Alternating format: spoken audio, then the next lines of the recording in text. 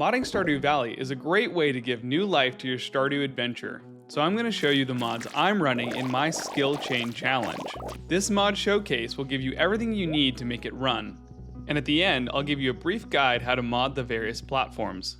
I'm Swell, and what a beautiful day.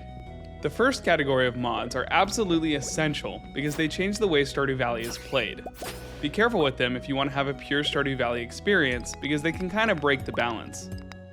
Automate is a popular mod that many of you already know because it lets you link machines and chests together. You can connect things that produce with machines that process and basically remove 50% of the game. You can even use specific floor tiles to link large sections of your farm and auto harvest. I haven't really used this mod yet, but I plan to use it to make hoppers both push and pull items so that they're actually useful. Since they're such late game items and fairly expensive to craft, I think this strikes a nice balance.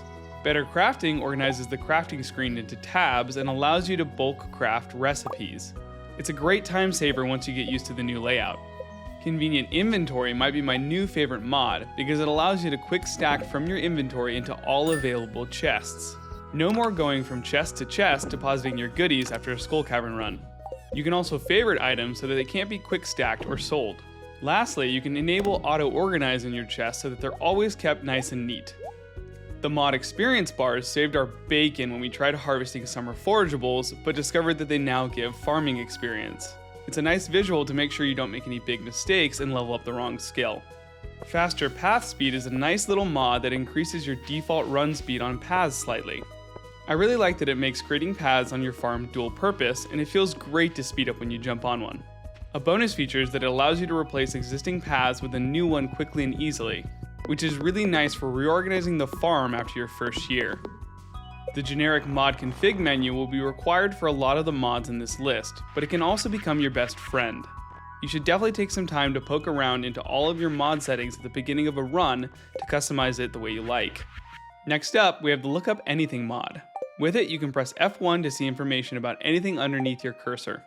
I'm talking favorite gifts, which season and weather fish are available in, and how long crops take to grow. In a lot of situations, it can replace the wiki and then some. I thought it would be fun to test my memory and disabled gift info for the skill chain, but it's really up to you what you want to see. If you like what you've seen so far, consider subscribing for more Stardew Valley videos. But speaking of gifts, I'm sure many of us have looked up where someone was going to be on their birthday, only to find out that they're staying in their room most of the day. With NPC map locations, you can see where all of the villagers currently are in-game, which is a really nice quality of life improvement. You just need to slip an air tag on everybody before it works. Slime Produce is one of my more experimental mods, but I wanted to see if I could make slime ranching useful. With it, instead of just dropping slime and petrified slime, slime balls will now drop items based on the color of the slime that produced it. This is a pretty cool way to incentivize slime breeding, and makes the danger a little worth it. There are ways to get jade, dragon teeth, and even iridium bars if you know the right colored slimes. I've yet to play around with this to see if it's too powerful, but I'll let you know. If you've been playing Stardew Valley for a little bit, you'll probably have heard of the Stardew Valley Expanded mod. It's the premier mod for adding extra content to the game, and it adds 3 extra farmers, 5 new normal villagers, and 3 new, somewhat magical characters that can all be gifted.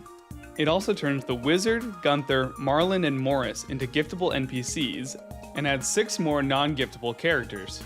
There are new locations to discover and pretty awesome endgame content for those of you who love combat. Since I first started playing with Expanded, I haven't done a single playthrough without it.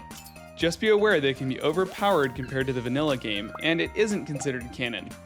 Speaking of Expanded, the new Frontier Farm map was added, and it's a great farm for experienced players.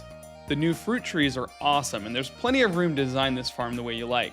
But it also has a very nice area for farm animals in the middle, and an entire addition to the left side that's unlocked late game. To Do is a lovely little mod that allows you to keep track of your goals for the day. You can even show tasks on specific days, like taking Jade to the Desert Trader on Sundays.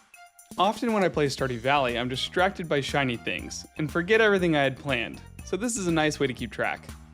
If you've ever wanted to play Stardew Valley like someone with 10,000 hours, you need UI Info Suite 2.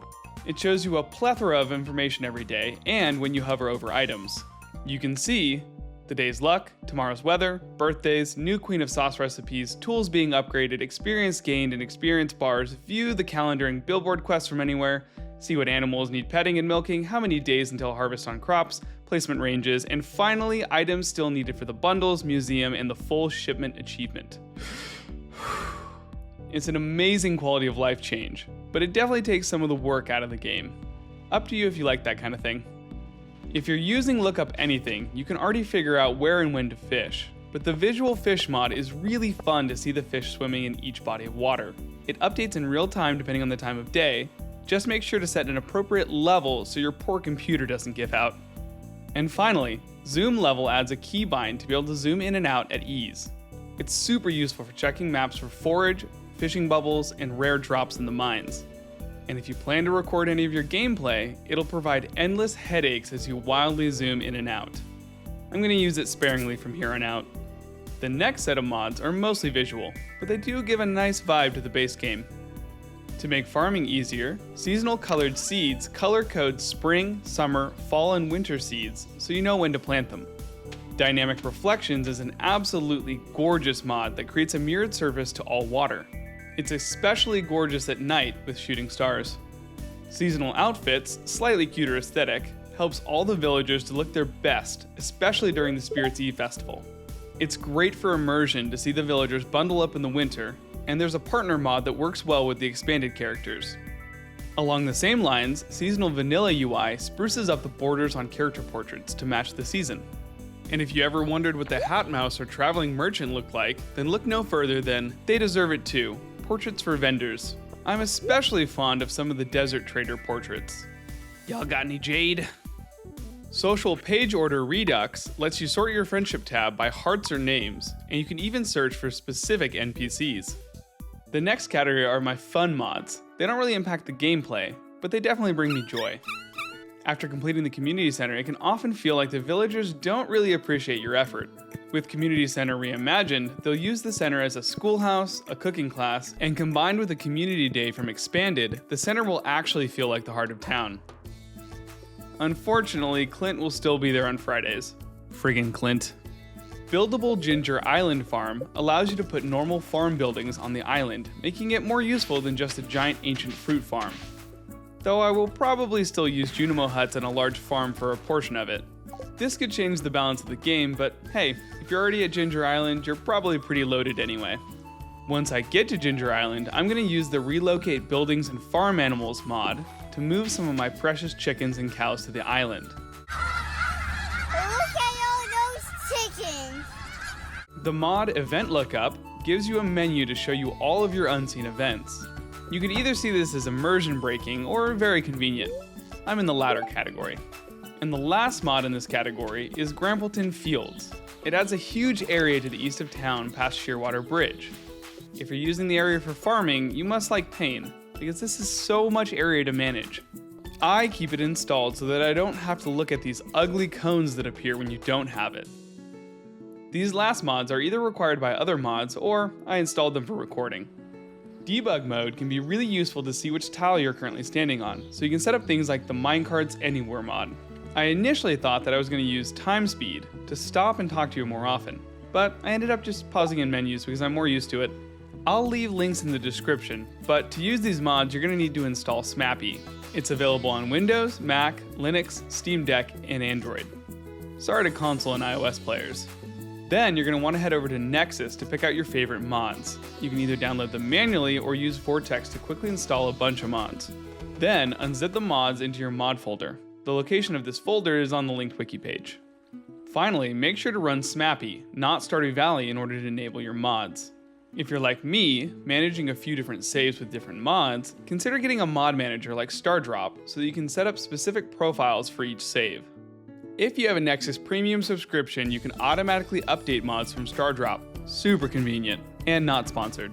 If any of you are trying out the skill chain, good luck, and watch out for Willy.